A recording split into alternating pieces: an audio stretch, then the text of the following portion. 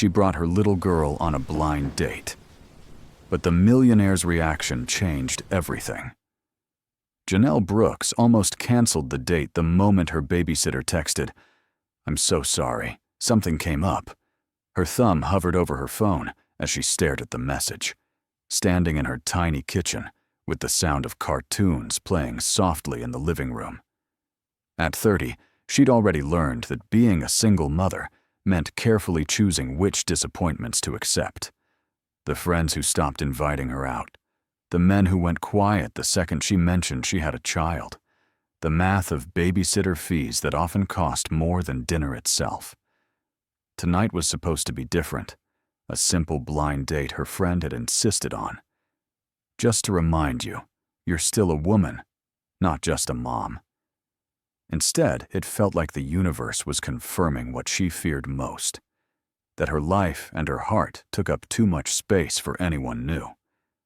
She thought about canceling, about sending a polite lie about feeling unwell. But when she glanced into the living room and saw her 3-year-old daughter, Lena, sitting cross-legged on the couch with her pink stuffed rabbit, she made a different choice. She packed a small coloring book and crayons into her bag, tied Lena's hair into 2 tiny puffs, and whispered, "Okay, baby, you're coming with me." Across town, in a quiet corner of a small cafe, a man who hated blind dates checked his watch and promised himself he would stay for 1 drink and then politely leave. Elliot Hayes, a self-made millionaire who kept his success as private as his feelings, was used to people being impressed once they found out who he was. Tonight, he planned to keep things simple. No status, no stories, just honesty. So when the door opened and a woman walked in, nervous, beautiful, not alone, and a little girl peeked out from behind her leg, clutching a worn pink rabbit, everything he thought he knew about this evening shifted. Because most people brought a curated version of themselves on first dates. But this woman had brought her real life. Before the story continues, take a moment and drop a comment telling where you're watching from and what time it is right now. If you're new here, make sure you like this video, subscribe, and turn on the notification bell, because stories like this, about love, second chances, and quiet miracles, are what you'll find here. The cafe was the kind of place that didn't try too hard to impress anyone. Soft yellow light washed over small wooden tables. A chalkboard menu hung behind the counter, the handwriting slightly uneven but charming. The air smelled like freshly ground coffee, warm vanilla, and a hint of cinnamon from the pastries cooling on metal trays. Elliot sat at a table near the window, where the fading light of evening turned the glass into a soft mirror. He wore a dark sweater over a white shirt, sleeves rolled up just enough to show that he wasn't coming, straight from a boardroom, even though he could have. His watch was simple, his hair neatly trimmed, his expression calm, maybe too calm for someone on a blind date. He checked his phone. 7:02 p.m. His friend, who had insisted this woman was different, had sent one last message earlier. "Don't be late. She's worth it." He wasn't late. He was starting to wonder if she would be. The bell over the door chimed softly. He looked up. A woman stepped in, hesitating just past the threshold. She wore a knee-length dress under a simple coat. Nothing flashy, just clean and carefully chosen. Her hair was pulled back, a few curls slipping free at her temples. Her eyes moved across the room, searching, nervous. In one hand, she held a bag. The other hung slightly behind her, and that was when he saw the small hand linked with hers. A little girl.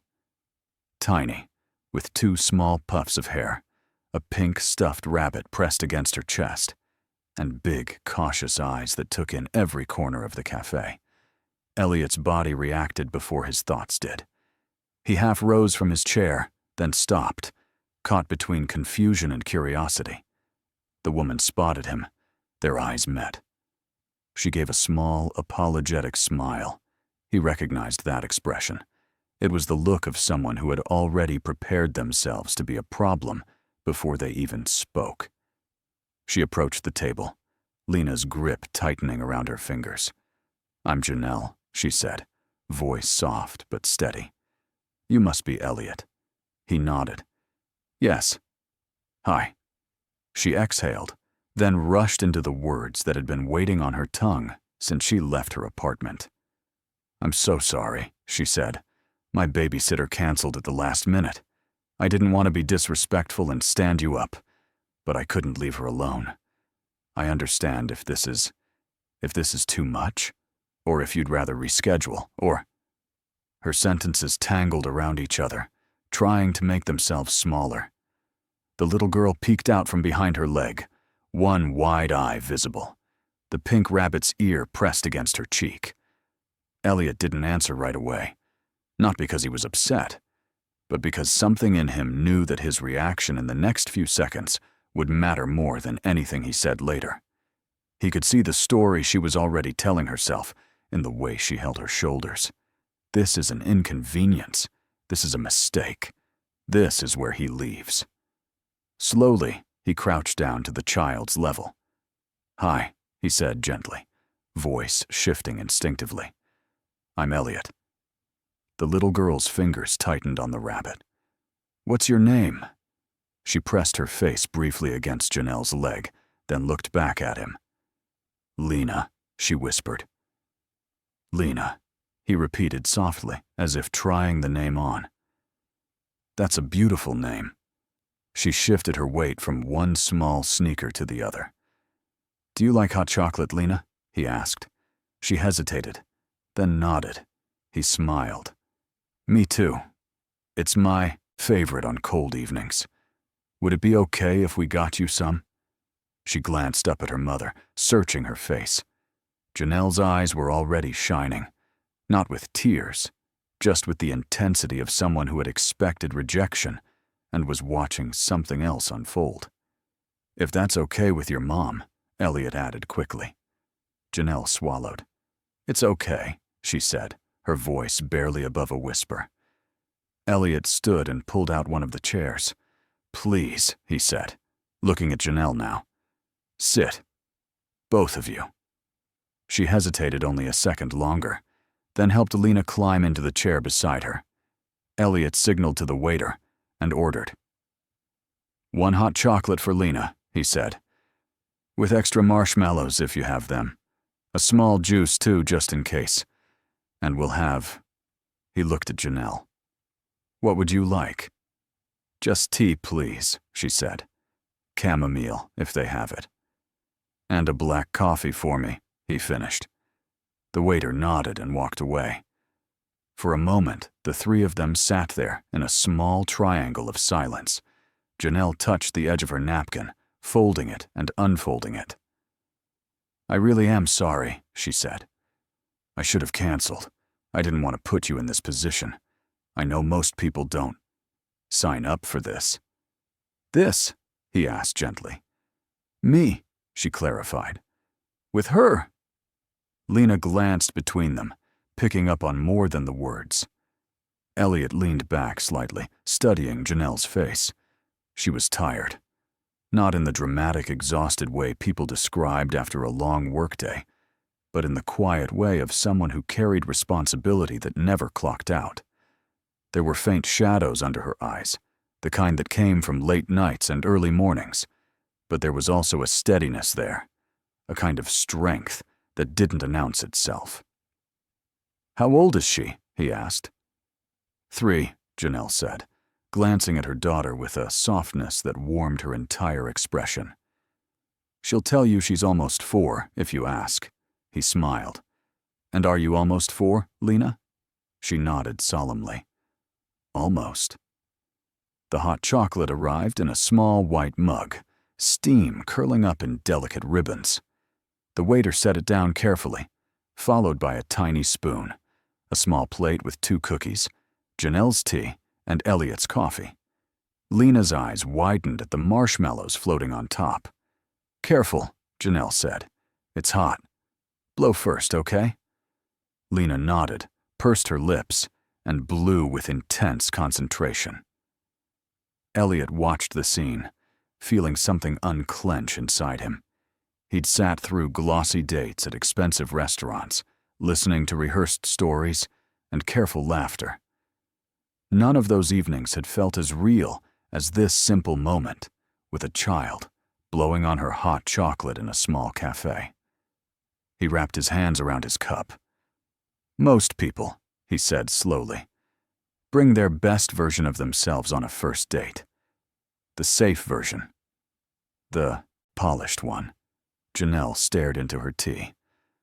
I didn't have time to be polished, she murmured. That's exactly what I like about this, he said. She looked up, startled. He held her gaze. You brought your real life, he said. You didn't pretend it's just you. You didn't hide her to make things easier. That's honest. She searched his face for any sign of sarcasm. There was none. Honest doesn't always make things easier, she said. No, he agreed, but it makes them real. Lena dipped her spoon into the hot chocolate carefully, stirring with the grace of a surgeon. A drop splashed onto the saucer. Oh no, she whispered. It's okay, Elliot said softly. That's why saucers exist. They're there to catch little accidents. She looked at him, then gave a tiny smile. Janelle watched him interact with her daughter, the tightness in her chest slowly loosening. No one had ever done this before. Not like this. She'd gone on a few dates since Lena was born. Some men had pretended to be fine with the idea of a child, until the conversation turned real. Others had shut down the moment Mom entered the picture. A few had been polite but distant, making it clear that they saw her daughter as an obstacle to get around, not a part of her to accept. This was different.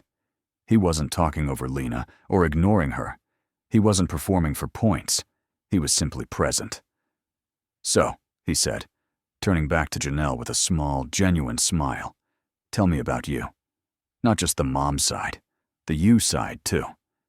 She blinked. The me side feels small most days. I don't believe that, he said lightly. But I'll listen anyway. She let out a soft, surprised laugh at that, the kind that slipped out before she could catch it. I'm a receptionist at a small dental clinic, she said. I work 4 days a week. I like the job. It's not glamorous, but it's steady. I know most of the patients by name. Some of them bring me cookies at Christmas. That sounds more human than most offices, he said. She shrugged. It pays the bills. I live about 20 minutes from here. Small apartment. Just us. Any time off? He asked. Hobbies? She glanced at Lena. Does falling asleep on the couch count as a hobby? He chuckled. On some days, yes. I used to draw, she added, almost as an afterthought. Mostly small things. Faces, places from memory. I haven't done it much lately. Why not? He asked. She looked at him like he'd asked why the sky wasn't green.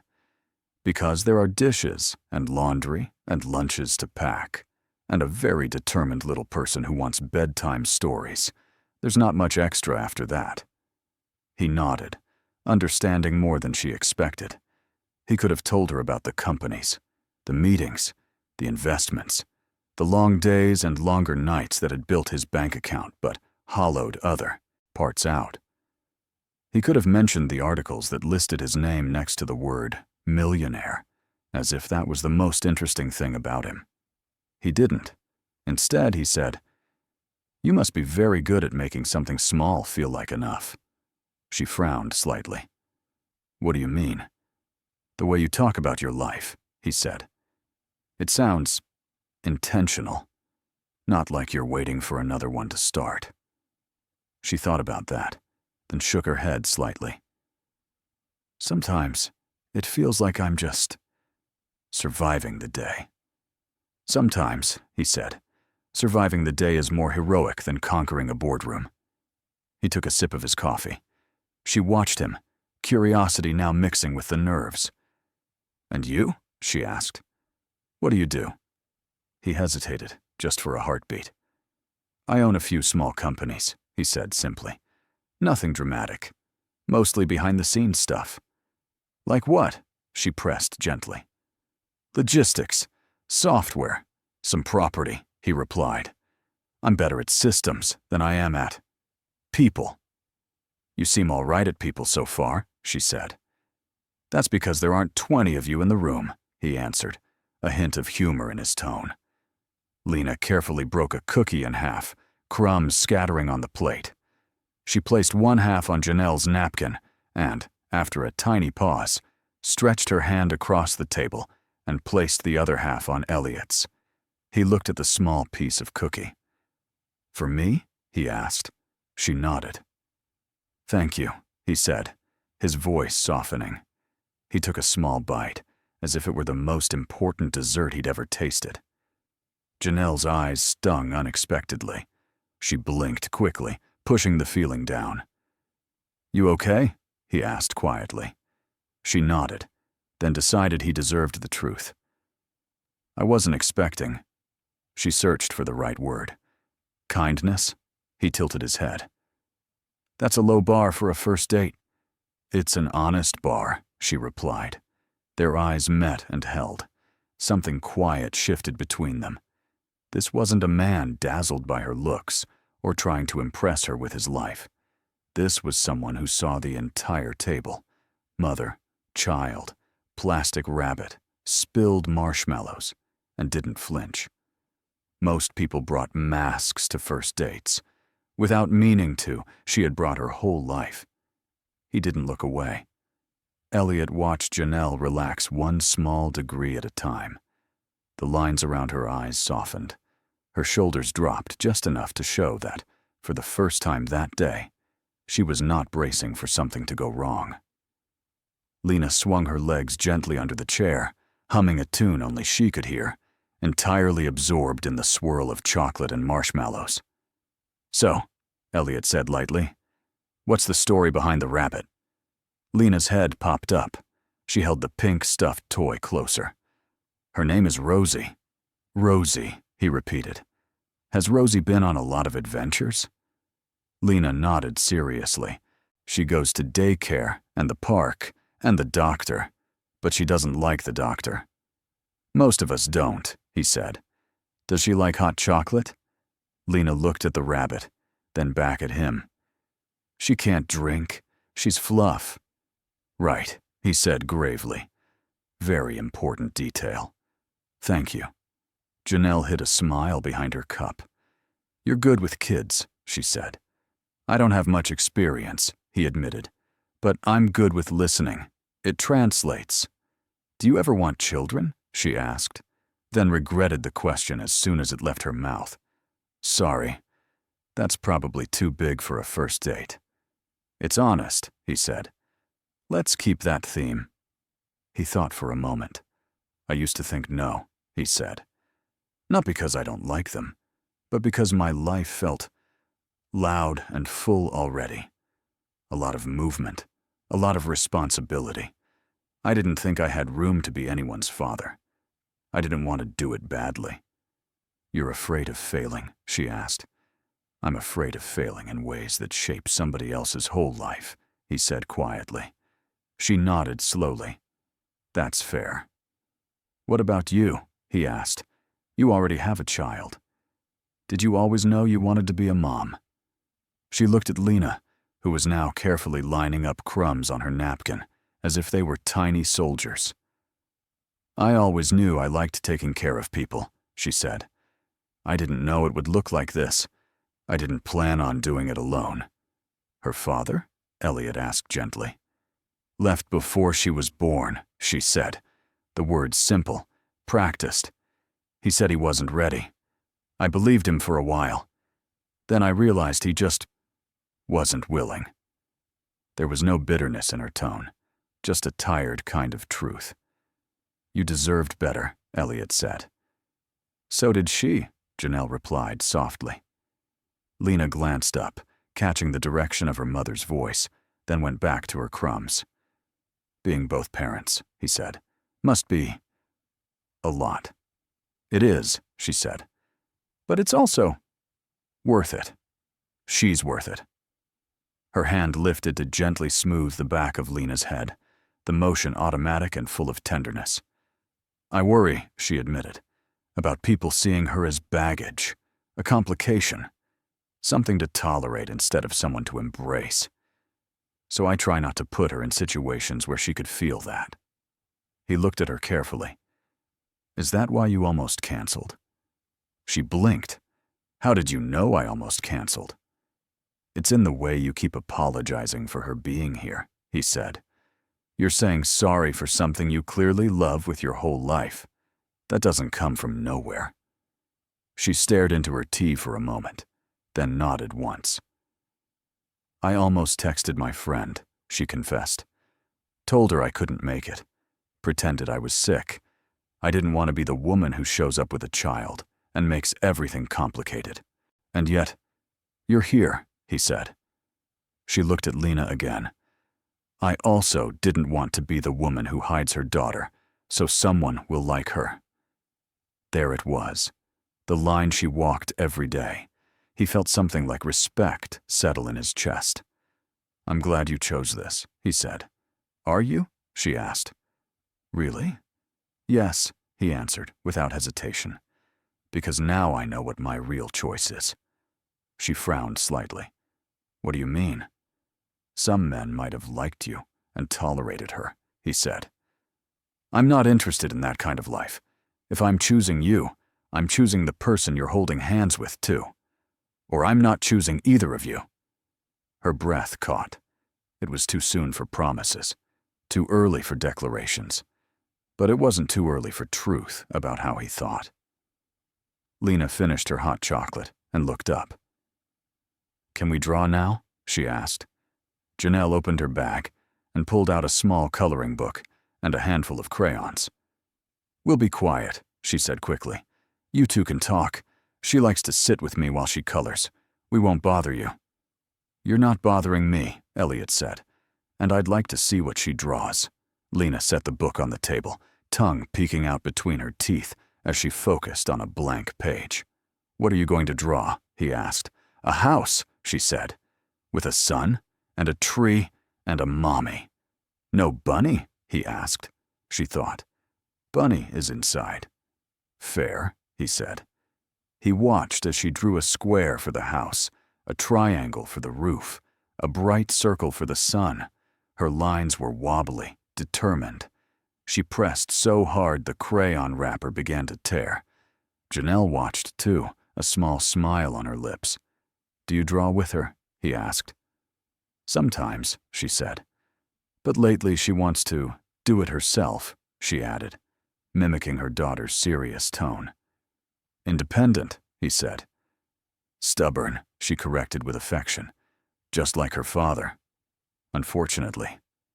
Or fortunately, he said, depending on how she uses it. She considered that.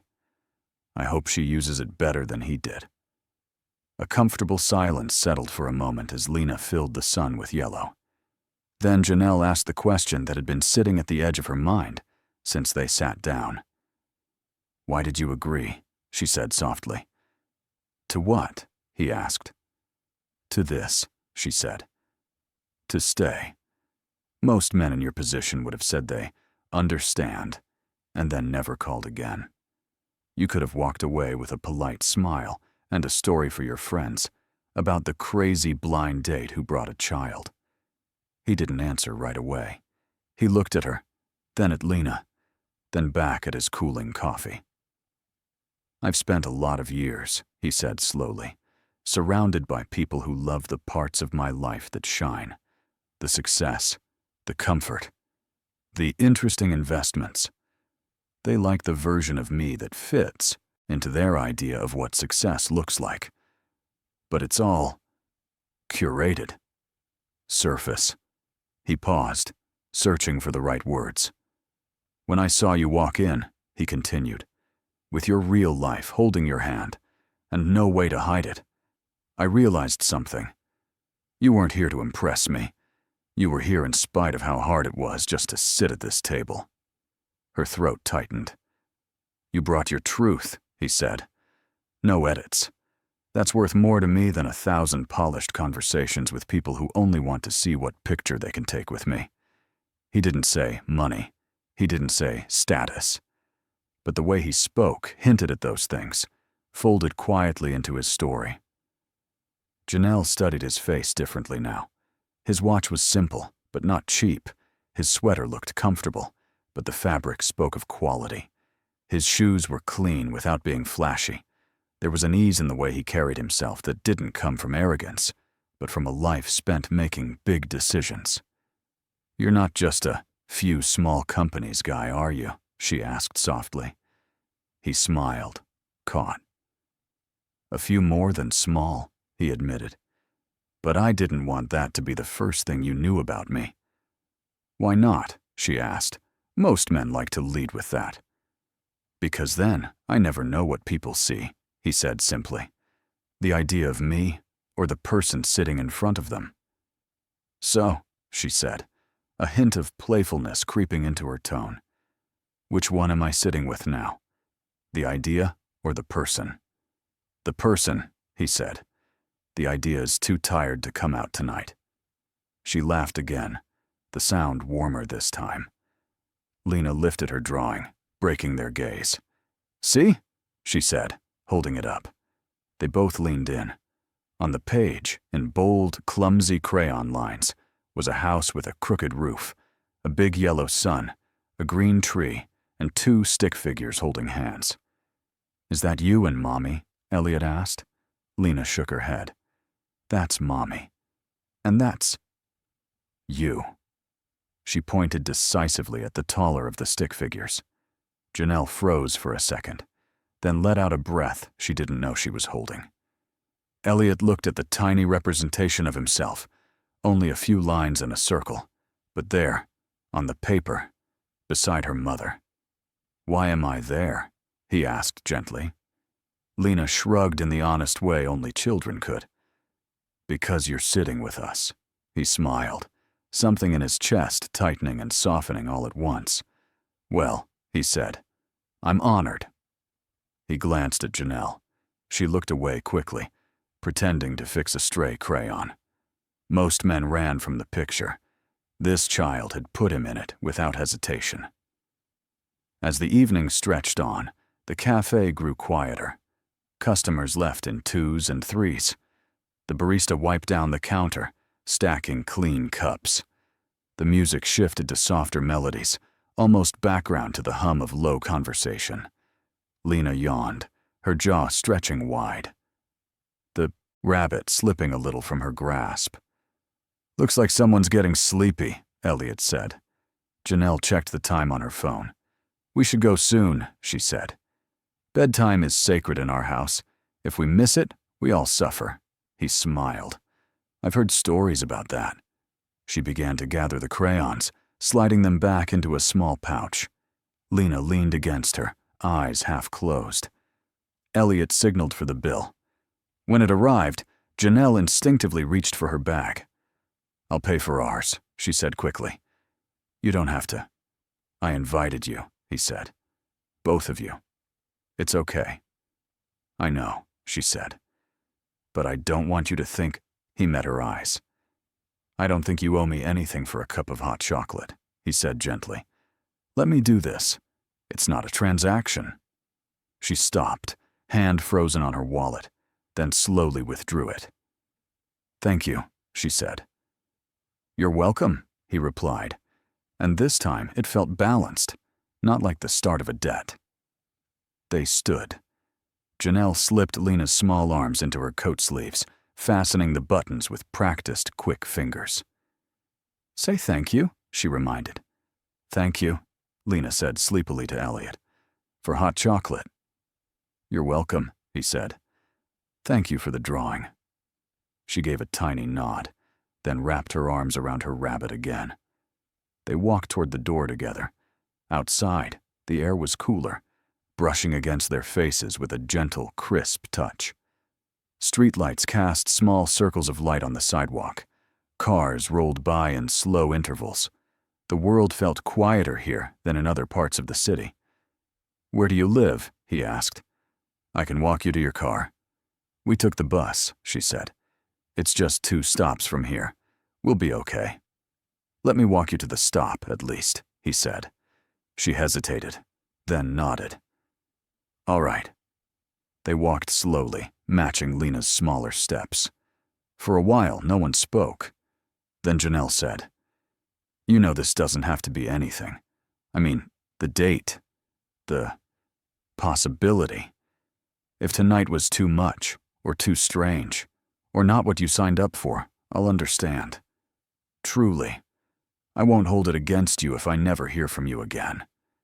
He could hear the shield in her tone. She was building the exit for him so that, when he took it, it would hurt less. He stopped walking. She stopped too. Lena looked up from where she'd been watching her feet. Elliot turned to face Janelle fully. Can I tell you what I'm thinking? He asked. She braced herself. Yes. I came here expecting a normal blind date, he said. A conversation with a stranger. Maybe some small talk.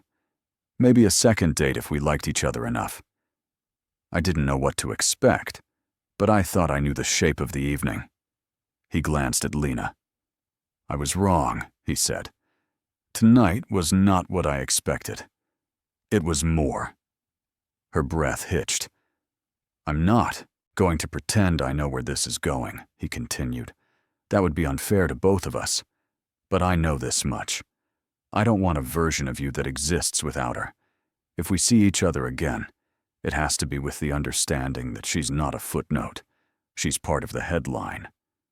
It was more than she'd dared to imagine someone saying. She stared at him, shock and something like hope warring in her eyes. Are you sure? She whispered. Yes, he said. And if I ever forget that, I hope you'll remind me before I get too far. Lena tugged on her mother's coat. Mommy, she said quietly. I'm tired. I know, baby, Janelle said, her voice unsteady. We're going. She looked at Elliot. I don't know how to do this, she admitted. Dating. With her. With you. Neither do I, he said. But we can learn. Slowly. He pulled his phone from his pocket. Can I have your number? He asked. If you're willing to try this again sometime, maybe lunch at a park or somewhere she can run around. She hesitated for only a second, then nodded and recited it. He typed it in, then called her, so she'd have his too. Her phone buzzed in her bag. There, he said softly. Now it's real. They reached the bus stop. A few people waited there, some scrolling their phones, one older woman holding a grocery bag close to her chest. The bus's headlights appeared in the distance, growing closer. This is us, Janelle said. Elliot nodded. He wanted to say, I'll call tomorrow, but he stopped himself. Promises were easy. Consistency wasn't. He didn't want to be another voice in her memory that hadn't followed through. Instead, he said, I'd like to see you both again. Soon. I'll reach out. And if, at any point, this doesn't feel right, you can say so. No hard feelings. She nodded. Okay. The bus pulled up with a soft hiss, doors opening. She lifted Lena onto the first step, then turned back to him one last time. Thank you, she said, for not making me feel like a mistake tonight. You're not, he said. Neither of you are. She held his gaze for a moment, then turned and guided her daughter onto the bus. He watched as they found a seat near the middle, Lena's head resting against her mother's arm. As the bus pulled away, Janelle glanced out the window. He was still there, standing under the streetlight, watching them go, not with regret, but with something quieter, intention. The following night, Janelle almost convinced herself it had been a one-time kindness. People had good moments. That didn't mean they stayed. Lena was asleep, curled on her side with Rosie tucked under her chin, the soft rise and fall of her small back visible in the dim light from the hallway. The apartment was quiet in the way only late evening could be, refrigerator humming, pipes occasionally ticking, the city outside muted into distant sounds. Janelle sat at the tiny kitchen table, a mug of lukewarm tea between her hands, her phone face down beside it. He said he'd reach out, but she'd heard variations of that before. "We should do this again sometime. I'll call you." "You're amazing, really. It's just the timing." She'd learned that words given at the end of an evening weren't always built to survive the morning. Her phone buzzed. Her heart lurched before her mind caught up. She turned it over. A new message from an unknown number. "Hi, it's Elliot. I hope Lena slept well after all that hot chocolate. I promise I didn't intend a sugar riot." Her lips curved despite herself. She typed back slowly. She knocked out on the bus and stayed asleep. No riot, just snores. The 3 dots appeared almost immediately. That's a relief, though I think I'd have deserved it if she'd stayed awake all night. She hesitated, then added, "Thank you again for yesterday. For staying. For being kind." "You don't have to thank me for basic decency," he replied. "But you're welcome." She stared at the screen. Another message came through. "If you're not too tired this weekend, I'd like to see you both again. Somewhere Lena can run and not be trapped at a table. There's a park near the river with a good playground and a coffee stand. No pressure, just a walk, and maybe a swing set negotiation." She smiled, picturing him trying to bargain with a 3-year-old over who got the next turn. She glanced toward Lena's room. A walk in the park wasn't dinner at a fancy restaurant. It wasn't a noisy bar. It wasn't a place where she'd feel painfully out of place if things went wrong. "Saturday afternoon," she typed. "We usually go to the park anyway." "Saturday it is," he wrote. "Text me when you're on your way. I'll meet you by the swings." She set the phone down slowly. He hadn't said just you. He'd said you both. Again. Something in her that had been curled tightly for years, unfurled just a little more. Saturday came with clear skies and air that held the faint chill of the coming season, without being harsh. The park by the river stretched in a long green band, trees spaced wide enough for sunlight to reach the ground, benches positioned to face the water, a playground filled with bright equipment, and the shrieks of children burning energy only children seem to have. Lena ran ahead as soon as they passed through the gate, her small sneakers thudding against the paved path. "Walk, don't run," Janelle called automatically. "But the swings!" Lena shouted over her shoulder. "The swings will still be there in 5 seconds, Janelle replied, though her voice carried more fondness than frustration. She scanned the park. He was there, standing near the swings, hands in his pockets, watching the playground with an expression that was half curiosity, half quiet amusement. He looked different in the daylight. The dark sweater had been traded for a simple navy jacket over a gray t-shirt and jeans. The weekend softened his edges. He looked less like someone who read quarterly reports, and more like someone who might stop to help a stranger carry groceries. He spotted them. This time, the smile came easily. "Hi," he said as they approached. "Hi," Janelle replied.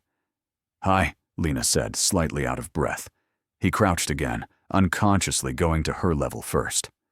"Hi, Lena," he said. "Did Rosie come too?" Lena held up the pink rabbit, its fabric a little more worn than before. "She doesn't like swings," she announced. "She gets dizzy." "Then we'll find her a safe seat," he said. "Maybe a bench commander position." Lena nodded, accepting this as a reasonable arrangement. Together, they picked a bench near the swings. Janelle placed Rosie carefully on it, propping the rabbit so she faced the playground like a sentinel. "Okay," Elliot said, straightening up. "Now that Rosie's in charge, who's going first?"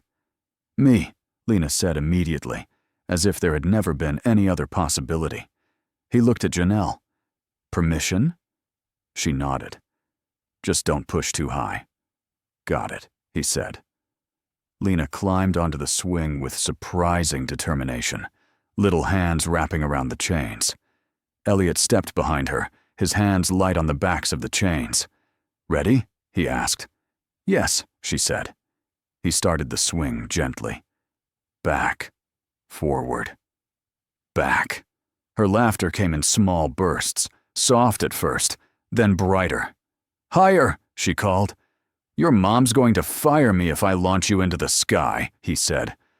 Janelle watched from the bench, arms folded, one leg crossed over the other.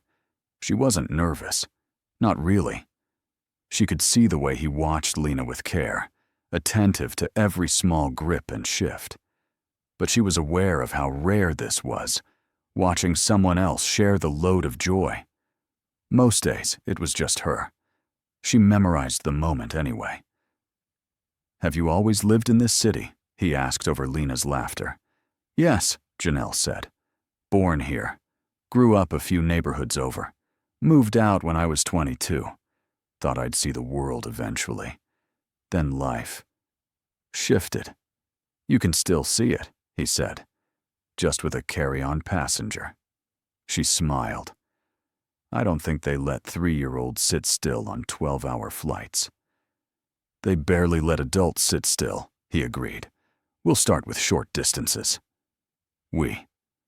The word slipped out of him without fanfare. She noticed. "Where did you grow up?" she asked. "Small town 2 hours from here," he said. It had one grocery store, one school, and far too many people who knew everyone else's business. "Sounds intense," she said. "It was," he said. "But it also meant if you fell off your bike and scraped your knee, 3 different neighbors would show up with bandages before your parents even knew." "Do you miss it?" she asked. "Sometimes," he admitted. "I miss the version of me that existed before every decision I made had a price tag attached to it." She glanced at him. "You talk like someone who carries a lot quietly." He considered that.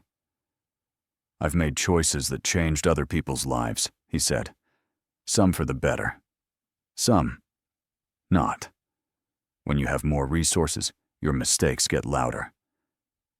"Is that why you keep things private?" she asked. He nodded. "Privacy is the only way I've found to stay sane." Lena dragged her feet against the ground, slowing the swing. "Again," she said. "Again," he agreed. He pushed, gentle as before. "You work a lot?" Janelle asked. "Yes," he said. "Too much. My assistant tells me I'm a terrible example." "You have an assistant," she said. "That sounds important." "It sounds like I'm bad at remembering my own schedule," he replied wryly. "She keeps me from double booking myself and from forgetting to eat." "Must be nice," she said, "having someone remind you to exist." "You don't have that?" he asked. She lifted an eyebrow. "You see anyone else here with me?" "Point taken," he said. "You're the assistant, manager, chef, chauffeur, and finance department." "And janitor," she added. "Don't forget janitor," he chuckled. "You deserve an entire staff." "I'd settle for someone who washes dishes without being asked," she said. He glanced at her. "Noted." She laughed softly. It felt easy, being here with him. The park, the swings, the way he treated Lena as if she were a person and not a problem to navigate. "Do your companies ever, I don't know, do things like this?" she asked. "Help people? Or is that not how it works?" He tilted his head. "What do you mean?" "I mean," she said slowly, "you have all this reach. Do you ever use it to make life easier for people who don't have it?" He appreciated that she didn't romanticize it. "Yes," he said, quietly. "There's a foundation, scholarships, emergency funds, support for small community projects. I don't put my name on most of it. That's not the point." "Then what is?" she asked. "To balance the scales a little," he said. "Money can't fix everything, but it can remove some of the weight from people who are already carrying too much." She thought about rent, groceries, daycare, bus fares. "Did you have help?" she asked. "When you started? Or did you build everything from nothing?" Depends on who you ask, he said. I'm asking you, she replied. He smiled slightly. We didn't have much, he said. My parents worked hard. I had enough to eat, but not much extra. I got a scholarship, worked part-time jobs, shared 2 small apartments with too many people. I messed up, learned, messed up again, learned more. I had a few mentors who took chances on me. I had luck, too. I try not to pretend I did it alone. She nodded. Thank you for saying that. For what? He asked. For not pretending you're a self-made island, she said.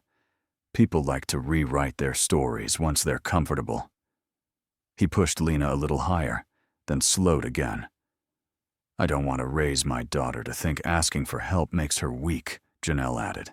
But I also don't want her to think she's waiting for someone else to save her. That's a hard balance, he said quietly. She looked at him.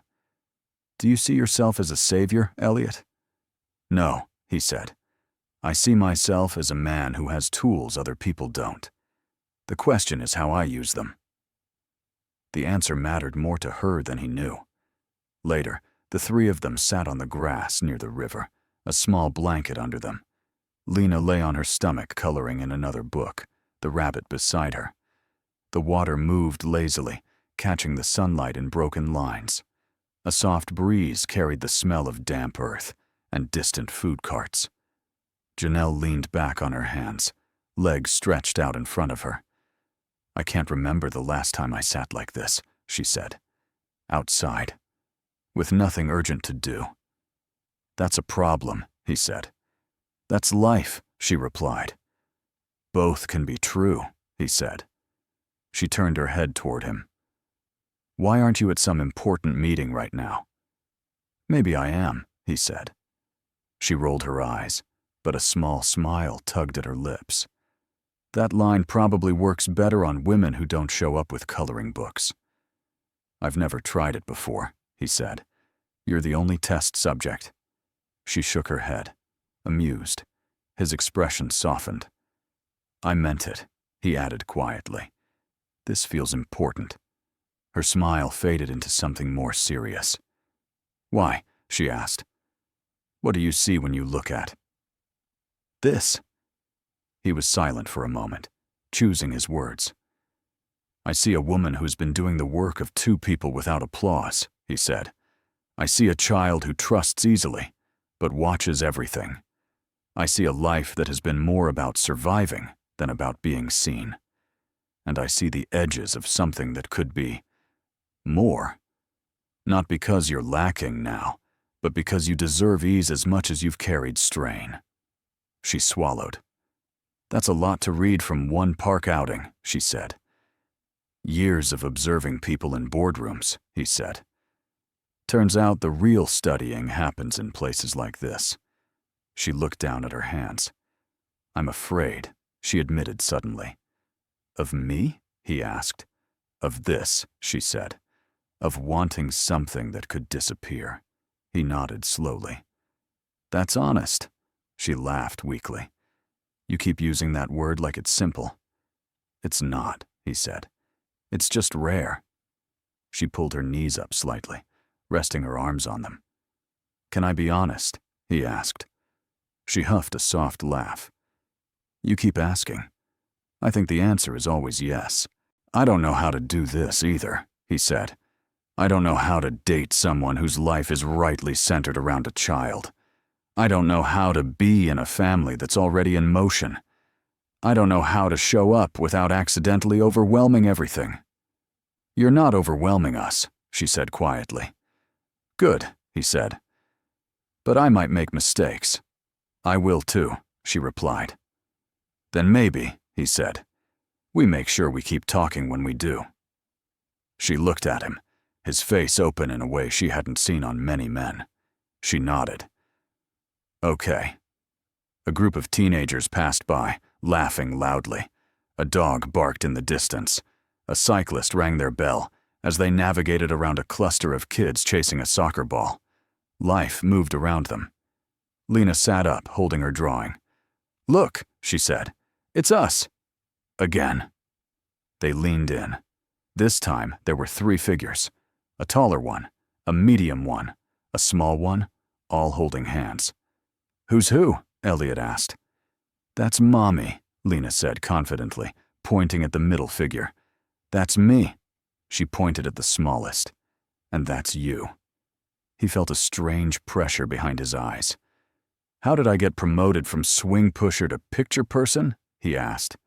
"Because you're here," she said, as if that explained everything. And in her world, it did. As the sun began to lower, casting longer shadows across the grass, they walked back toward the park entrance. Lena held both their hands, one small fist wrapped around each bigger one.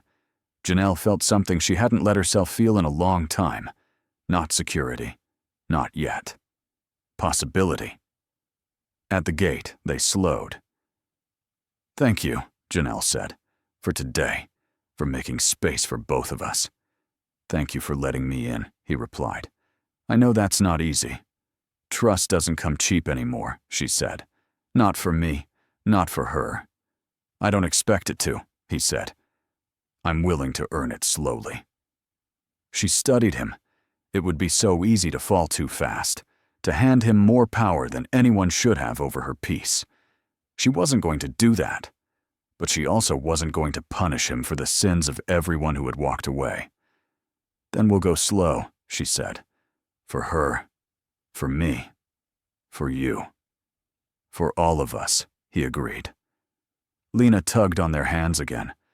"Can we see him again?" she asked Janelle, not yet understanding that her question passed judgment. Janelle looked at Elliot, then at her daughter. "Yes," she said. "We can see him again." He smiled, but didn't speak, letting the weight of that small decision settle where it needed to. They parted at the corner, Janelle and Lena heading toward the bus stop, Elliot turning toward the side street where his car was parked. He watched them for a few seconds, then walked away. He could feel the familiar pull of work waiting. Emails, missed calls, numbers. For the first time in a long time, he didn't rush toward them. His mind was elsewhere. On a little girl who put him in her drawings because he was present. On a woman who brought her whole life to a first date and apologized for it. On the quiet thought that had started to grow, fragile but persistent. He didn't just want to be a man who visited their world on weekends. He wanted to learn how to live in it. A few weeks later, the routine of just surviving looked different than it used to. There were still alarms before dawn, rushed mornings, spilled cereal, and half-finished coffees on the counter. There were still bills, still laundry, still nights when Janelle fell asleep on the couch before the end of a movie. But threaded through the familiar chaos were small, steady interruptions.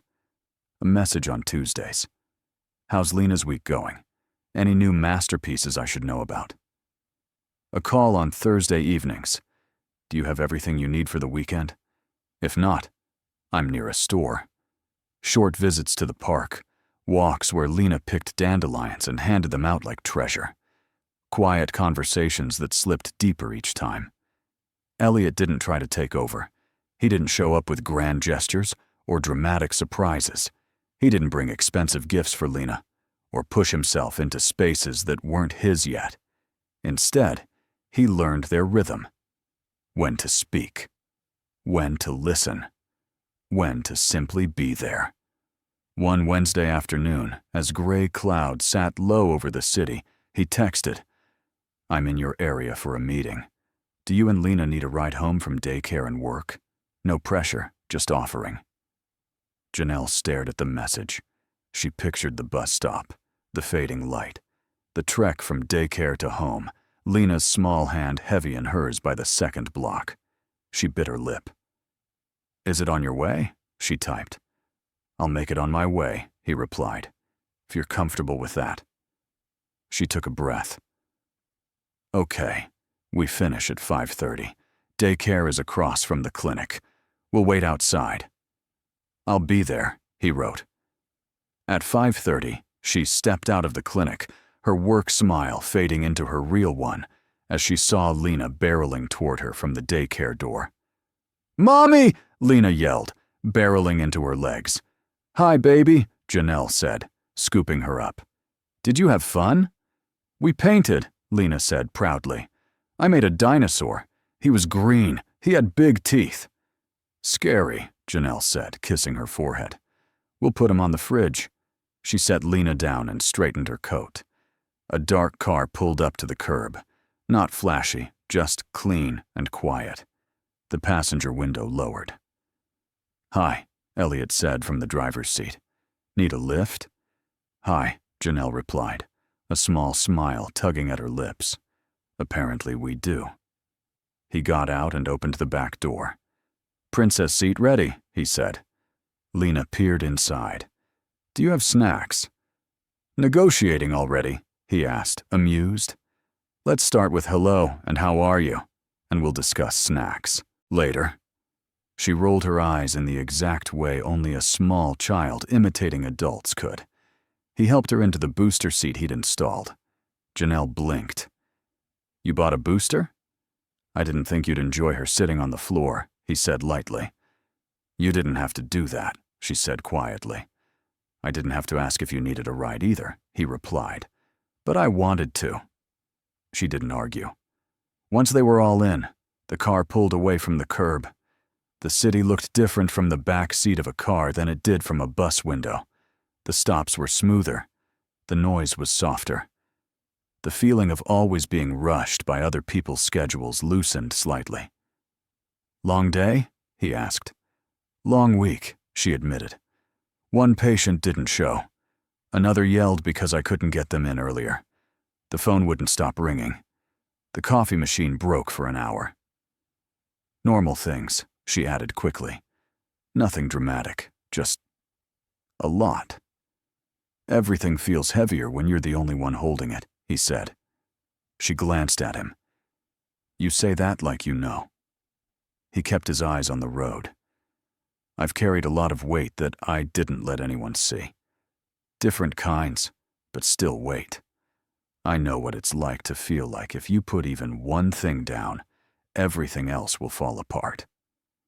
Her shoulders sank slightly against the headrest. "You can put some things down," he added. "Not everything. I know that. But some." "Like what?" she asked. "Transportation," he said. "Grocery carrying, fixing leaky sinks, researching daycare forms, listening when you need to unload your day. I'm good at logistics. Let me be good at yours too, when you'll allow it." She looked out the window. "It feels strange," she said. "Letting someone help. I've spent years convincing myself I could handle it all. That needing help meant I was failing." "Needing help means you're human," he said. "And you?" she asked. "Who helps you?" He was quiet for a moment. "I have staff," he said. "People I pay to make things easier. But that's not the same as having someone who cares if you've eaten that day, or if you can't sleep because you're worried about something that has nothing to do with money." She heard the loneliness under the words. "Don't you have friends?" she asked gently. "Some," he said. "Most of them are tied to work. We talk about projects, numbers, market shifts. They're good people. But there are parts you don't bring into those conversations. Parts they wouldn't know what to do with." She turned her head toward him. "What parts?" "The ones that sit awake at 3 a.m. wondering if any of it, money, deals, accolades, actually matters if you're going home to a place that's quiet for all the wrong reasons," he said. She didn't say, "I know that quiet too," because hers came from very different circumstances. But she understood the ache underneath. "Thank you for the ride," she said after a moment, "even if I'm still not sure how to accept it gracefully." "You're welcome," he said. "We'll work on the grace part." They reached her building. He pulled to a stop and turned off the engine. "Do you want me to walk you in?" he asked. She looked at the front door, the familiar chipped paint, the flickering hallway light visible through the window. "We'll be okay," she said. "But thank you for asking." He nodded, She unbuckled Lena, who clambered out of the car. "Say thank you," Janelle reminded. "Thank you," Lena said, then added, unprompted, "See you later." "See you later," he replied. Janelle lingered for a heartbeat. "You know," she said softly, "you keep showing up." "If I ever stop," he said, "you're allowed to call me out on it." "I won't have to," she replied. "I'll just stop expecting anything." He met her eyes. There was no offense there, only understanding. "Then I'll do my best to not give you a reason to do that," he said. She nodded and turned toward the door. Inside the apartment, as she set Lena up with crayons at the kitchen table and put water on for pasta, she caught herself humming. It had been a long time since humming came easily. 2 months into this new pattern, the first test came. Not the gentle kind that looks like miscommunication or scheduling issues. A real test. One of her coworkers fell sick, and the dental clinic's schedule collapsed into chaos. Emergency appointments were squeezed into every available slot. Phones rang nonstop. The waiting room overflowed. Patients grew impatient. By the end of the day, Janelle's head pounded. Her throat ached from talking. Her back hurt from hours on her feet. She stepped outside into the darkness, only to realize the bus she usually took had broken down. A handwritten sign on the stop announced limited service until further notice. Rain began to fall. Light at first, then harder, soaking through her thin coat. She hugged herself, shivering, and checked the time. Daycare would close soon. Late fees were merciless. She could walk, but it would take 20 minutes, maybe more in the rain. She hesitated, then did something that felt both vulnerable and brave. She took out her phone and called him. He answered on the second ring. "Hey," he said. "Everything okay?" "Not really," she admitted. "I'm sorry to bother you. I know you're probably busy. My bus isn't running. It's raining, and daycare closes in 15 minutes. I can walk, but I don't want her standing outside waiting. I would never ask, but text me the daycare address," he said, already moving. She could hear it in his voice. "I'm closer than you think. I'll get her. You go straight home. I'll bring her to you." "What if they won't release her?" she asked, panic edging her tone. "They're strict about who's on the list." "Call them," he said. "Tell them I'm coming. Tell them my name, Elliot Hayes. I'll show them ID. They'll call you to confirm when I arrive. It'll be fine." She swallowed. "Are you sure? I don't want to drag you into this." "Janelle," he said, his voice steady. "You're not dragging me into a fire. You're asking me to pick up a child I care about so she's not scared and waiting in the rain. That's not a burden. That's what people do when they're part of each other's lives." Her eyes stung. "Okay," she whispered. She texted the address, then called the daycare. By the time she reached her apartment, damp and worn, her phone buzzed. A text from the daycare number. "Hi, Ms. Brooks. Mr. Hayes is here with ID. We just spoke. Lena is leaving with him now." Her knees went weak with relief. She unlocked her door and turned on the lights, then dried her hair with a towel and changed into warm clothes, heartbeat still too fast. 10 minutes later, there was a knock. She opened the door. Elliot stood there, rain on his jacket, hair slightly damp, Lena on his hip. Rosie the rabbit dangled from Lena's hand. "Mommy," Lena said. "He came. I was the last one." The teacher turned off the lights and we whispered. And then he came. Janelle pressed a hand to her chest. "Thank you," she said, voice thick. "Thank you." "You don't have to say it like a debt," he replied. "This isn't a debt," she said. "It's a relief I can't explain." He stepped inside, setting Lena down. Janelle closed the door and locked it. "I owe you dinner," she said. "You owe me nothing but the truth," he answered. "If I ever make you feel like you're borrowing my presence, tell me." She watched him, water droplets on his lashes, jacket darkened by rain. "You didn't have to come," she repeated quietly. "I know," he said. "But I wanted to. That's the difference." Lena ran to her room, already digging through her toys, the ordeal of the evening forgotten. Janelle sat down heavily on the couch, the room spinning just a little now that the crisis had passed. He hesitated, then sat at the other end of the couch, leaving a respectful distance. "Are you okay?" he asked. She nodded, then shook her head, then laughed weakly. "I'm tired," she said. "And I'm scared of how much I've come to depend on you in such a short time." He absorbed that without flinching. "That's fair," he said. "I don't want to need anyone," she said. "It feels dangerous." "It is," he said. "But it can also be healing, if the person is careful with what you hand them."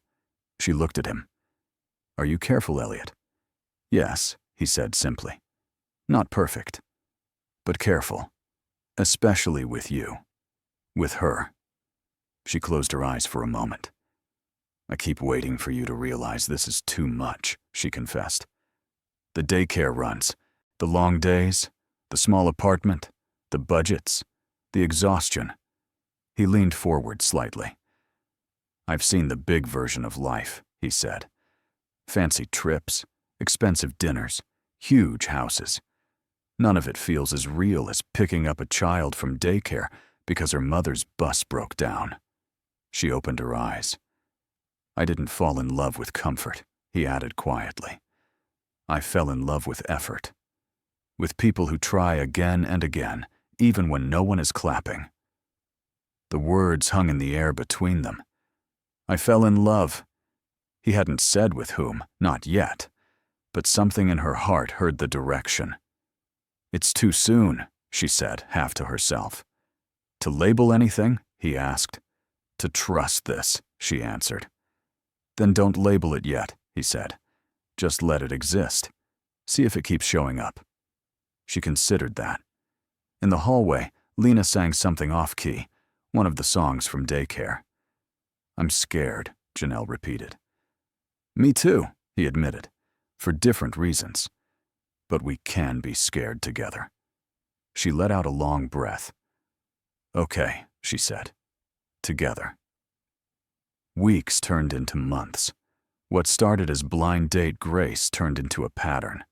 He knew when Lena's parent-teacher meetings were and offered to stay with her afterward, so Janelle could talk without distraction.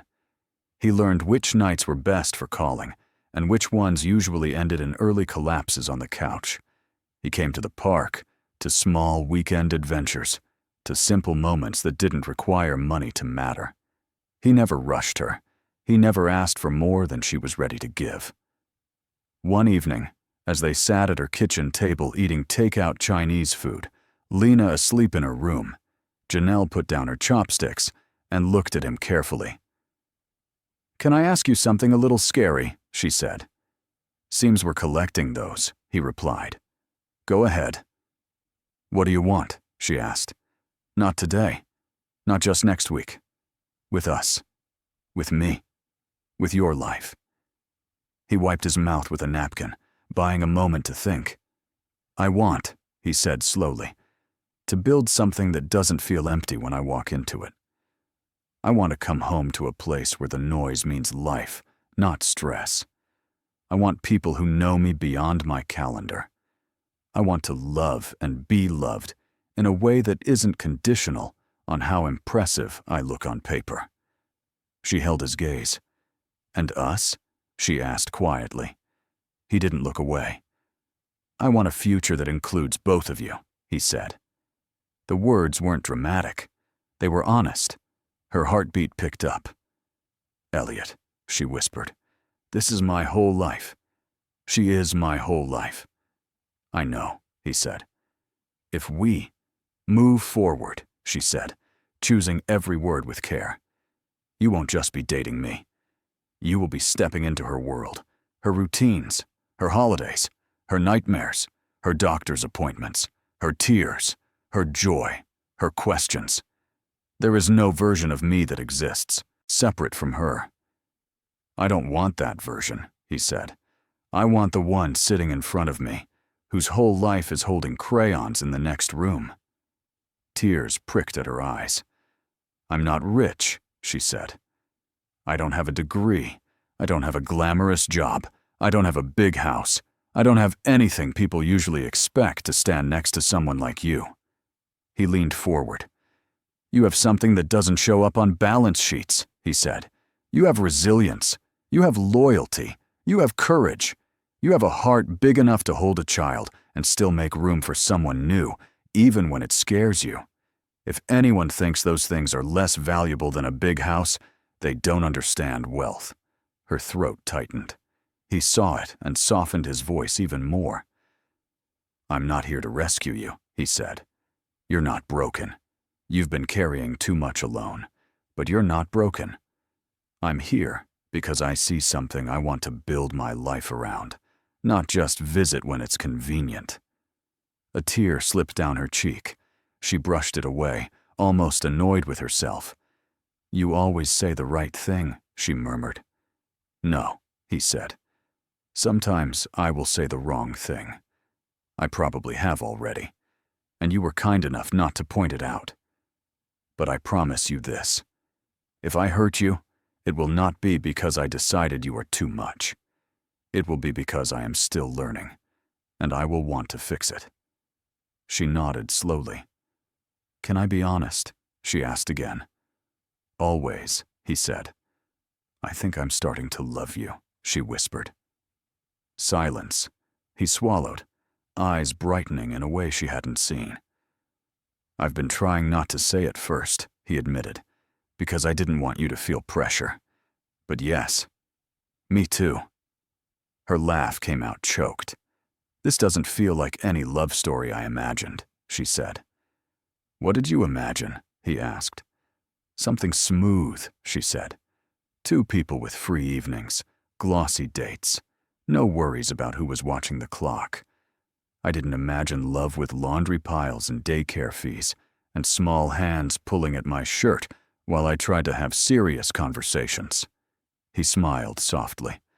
"Those things," he said, "are exactly why I trust this more." She tilted her head. "Why?" "Because if we can find this in the middle of real life," he said, "then it's not built on fantasy. It's built on grocery lists and bus stops and daycare pickups. That's what lasts." She reached for his hand across the table. He met her halfway. Their fingers intertwined. "Okay," she said, voice steady now.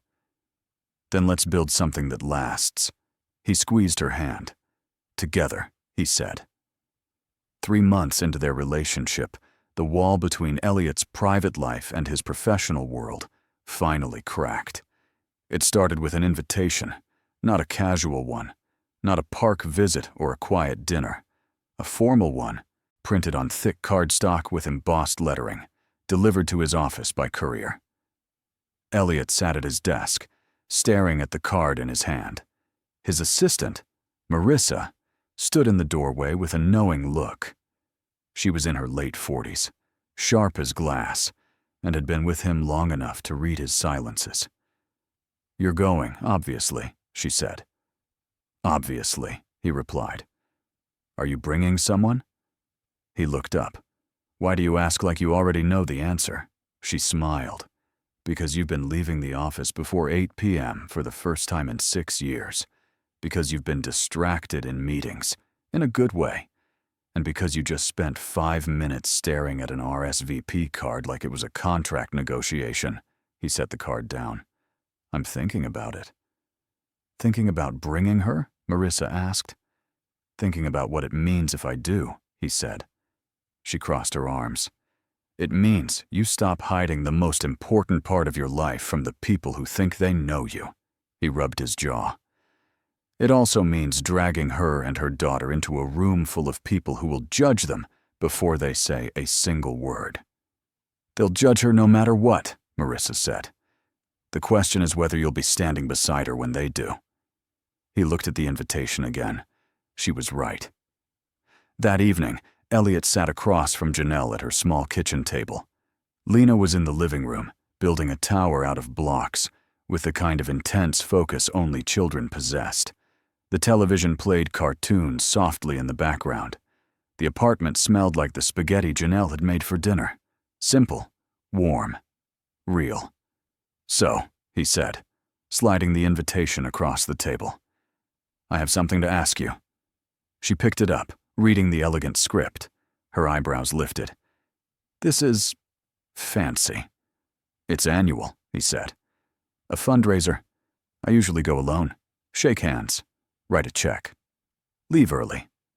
She looked at him. "But this year?" "This year," he said slowly, "I'd like you to come with me." She set the card down carefully. "Elliot, this is black tie. I don't own anything that fits that description." "We can fix that," he said. "I don't mean just the dress," she replied. "I mean, this is your world, your people. They're going to look at me and wonder why you brought someone like me." He reached across the table and took her hand. "Someone like you," he repeated. "You mean someone honest? Someone who works hard? Someone who raised a beautiful child on her own and still has enough heart left to let someone new in?" Her throat tightened. "I mean someone without money, without status, without the right last name. Those things don't matter to me," he said. "They matter to the people in that room," she replied softly. He didn't argue. She was right. "I'm not asking you to perform," he said. "I'm asking you to stand beside me while I show the people who think they know me that the most important part of my life isn't on a balance sheet." She looked down at their joined hands. "What about Lena?" she asked. "I've already thought about that," he said. "My assistant has a daughter close to her age. She offered to watch them both at my place.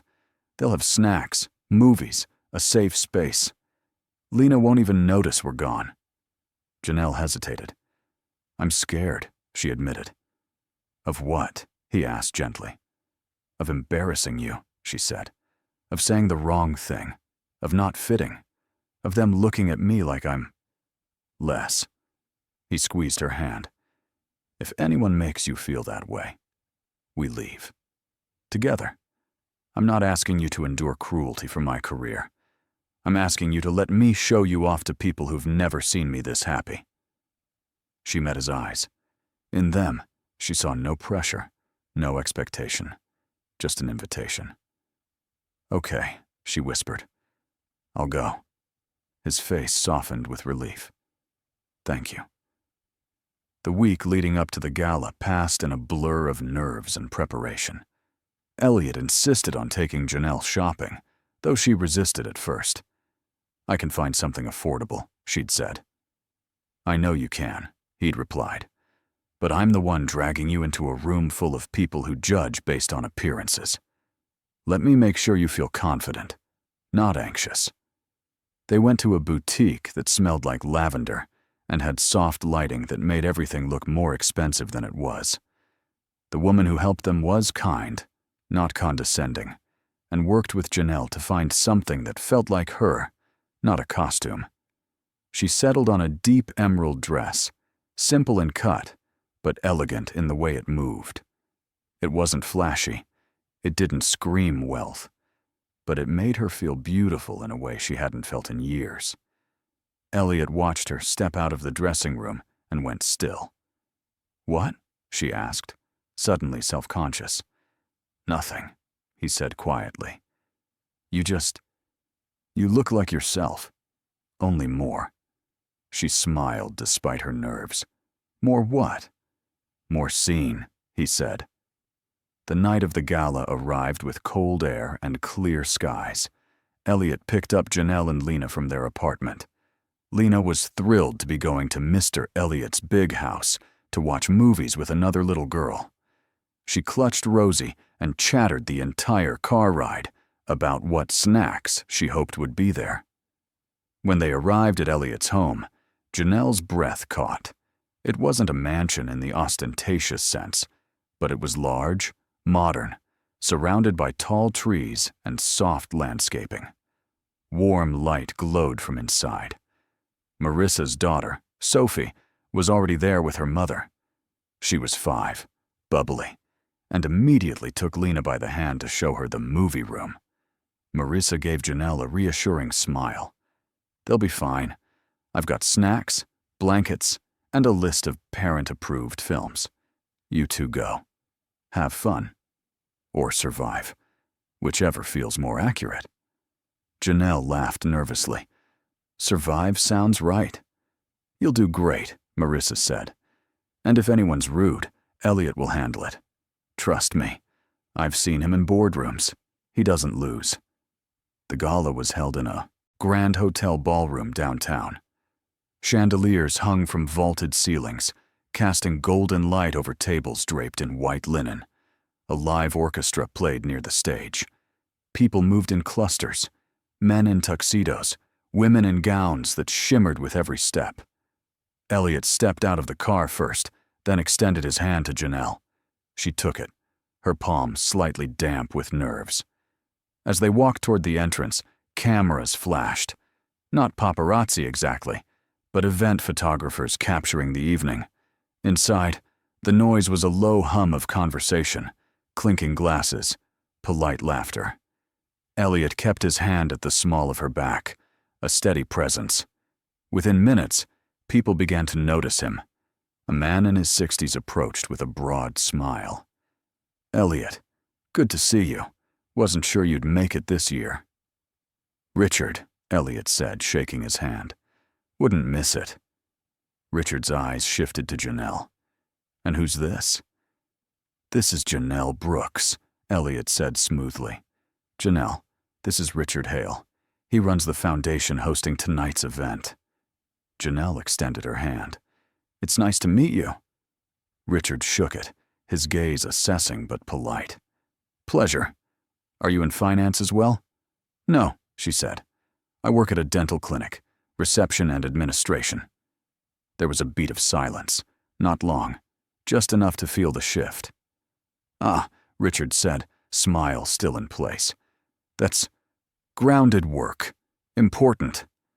"It is," Elliot said, his tone carrying a subtle edge. "Keeps people healthy.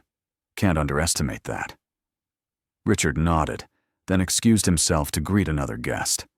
Janelle exhaled slowly. That was awkward. "That was him trying to figure out how you fit into his mental map," Elliot said. "He'll adjust." "Will he?" she asked quietly. "He will," Elliot said. "Or he won't matter." As the evening progressed, the pattern repeated. Some people were warm, asking genuine questions about her life, complimenting her dress, making her feel included. Others were colder, polite but distant, their eyes scanning the room for someone more relevant to speak with. One woman in her 50s, dripping in diamonds, asked with saccharine sweetness, "And how did you two meet?" "Blind date," Janelle said simply. "How modern," the woman replied, her smile not quite reaching her eyes. "And you have children?" "A daughter," Janelle said. "She's 3. "Oh," the woman said, tone shifting slightly. "And where is she tonight?" "With a sitter," Janelle replied. "Well," the woman said, "that must be challenging, balancing work and motherhood, especially without, well, you know." Elliot stepped in smoothly. "Without what, Catherine?" Catherine's smile faltered. "I just meant single parenting. It's admirable." "It is," Elliot said. "Janelle does more before 9 a.m. than most people here accomplish in a week. I'm lucky she made time for this." Catherine's face tightened, but she nodded politely and moved on. Janelle looked at Elliot. "You didn't have to do that." "Yes," he said. "I did." Midway through the evening, they were seated at a table with several other couples. Conversation flowed around them, market trends, vacation homes, charity work, upcoming mergers. Janelle listened more than she spoke, aware that she didn't have the vocabulary or experience to contribute to most of it. But then one woman, younger than the others, turned to her with genuine curiosity. "You said you work at a dental clinic. Do you like it? I do, Janelle said, grateful for the opening. It's not glamorous, but I like the people. Regulars come in and we talk. I know their kids' names, their birthdays. It feels human. The woman smiled. That sounds nicer than most corporate jobs. It is, Janelle said. No one's competing to stab each other in the back over a promotion. A few people at the table laughed. Genuine, warm laughter. Elliot's hand found hers under the table, squeezing gently.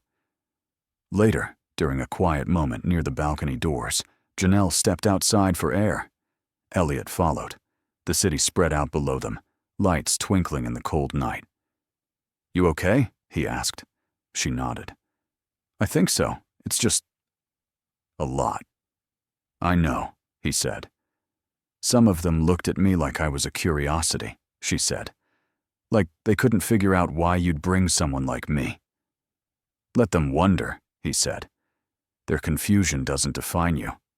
She turned to face him. Does it bother you? That they're judging me? Yes, he said honestly. But not because I think they're right. Because I hate watching you have to endure it. She smiled faintly. You keep defending me. I'll keep doing it as long as I need to, he replied. Until they get the message. Or until we stop caring what they think. She leaned into him, and he wrapped his arms around her. Thank you, she whispered, for not hiding me. Thank you, he said, for not hiding from me. Near the end of the evening, as people mingled over dessert and coffee, a man approached their table. He was younger than most of the crowd, mid-30s, sharp suit, confident posture. Elliot Hayes, the man said, extending a hand. Daniel Cross, I've been hoping to catch you. Elliot stood and shook his hand. Daniel, good to see you. Daniel's eyes flicked to Janelle. And you are? Janelle Brooks, she said. Elliot's partner, Elliot added firmly. Daniel's eyebrows lifted slightly. Partner. I see. He turned back to Elliot. I wanted to discuss a potential collaboration between our firms. Think you'd have time next week? Send the details to my assistant, Elliot said. We'll set something up. Great. Daniel lingered, his gaze returning to Janelle. So, Janelle, what do you do? I work in healthcare, she said, keeping it vague. Healthcare, he repeated, nodding. Lucrative field. Not really, she said honestly. But it's steady. His smile was thin. Well, we all start somewhere. The condescension was subtle but unmistakable. Elliot's jaw tightened. Janelle, he said evenly, has been working since she was 16. She's raised a child on her own, managed a household, and still has enough strength left to put up with evenings like this. I'd say that's more impressive than most resumes in this room. Daniel's smile froze. Of course, he said quickly. No offense intended. None taken, Janelle said, though her voice was cooler now. Daniel excused himself. Elliot sat back down, exhaling slowly. You really don't let anything slide, do you? Janelle said softly. Not when it comes to you, he replied. On the drive home, Lena was asleep in the back seat, her head resting against the car seat, Rosie clutched in her arms. Janelle stared out the window, processing the evening. You were amazing tonight, Elliot said. She looked at him, surprised. I barely said anything. You were yourself, he said. In a room full of people performing. That's harder than it looks. She smiled faintly. Some of them hated me. Some of them are intimidated by you, he corrected. There's a difference. Intimidated by what? She asked. By the fact that you didn't need their approval to matter, he said. That I chose you not because of who you know or what you own, but because of who you are. Her eyes stung. I love you, she said quietly. He reached for her hand. I love you too.